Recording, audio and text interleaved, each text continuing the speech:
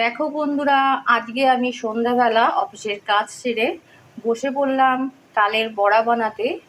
এই দেখো, বেশ কিছুটা বড়া ছেড়ে অলরেডি ভাজা ভাজা হয়েই এসেছে। আর এখানে দেখো, তাল, ময়দা, সুজি, চিনি, পরিমাণ মতন কালো জিরে সমস্ত কিছু দিয়ে ভালোভাবে মাখিয়ে নিয়েছি। অল্প পরিমাণ জল লেগেছে, যেহেতু এর মধ্যে তাল দিয়েছি তাই খুব একটা জল লাগেনি। তোমরা আটা দিয়েও করতে পারো। আমি ময়দা, সুজি, চিনি, কালো জিরে আর তাল দিয়ে এই গোলাটা বানিয়েছি। আমি একটু আঁকা বাঁকা করেই করেছি, গোল গোল করিনি। আর একটু কড়া করে ভাজবো, একটু কড়া করলে বেশ খেতে ভালো লাগে।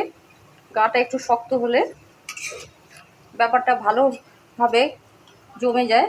তালের বড়া আমি এটা করছি আমার মায়ের মতন করেই, গোল গোল করে করিনি, কিন্তু দেখতেই পাচ্ছ সাইজগুলো একরকম হয়েছে। আর একটু কড়া করে ভাজছি যাতে খেতে ভালো লাগে। এটা হয়ে গেছে প্রায়, আমি তুলে নেব। এরপর আমি আর একটা ব্যাচে আবার কিছুটা অল্প বড়া ছাড় দেবো।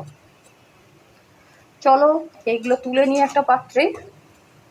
কেমন হয়েছে আর কারা কারা তালের বড়া খেতে ভালোবাসো অবশ্যই জানিও। আর এই তালটা ভেবো না আমি চেঁচেছি, এই তালের শ্বাসটা আমার মা পাঠিয়েছিল, রেখে দিয়েছিলাম এতদিন। করবো বলে করা হচ্ছিল না, আজকে ইচ্ছা হলো করে ফেললাম। চলো টাটা।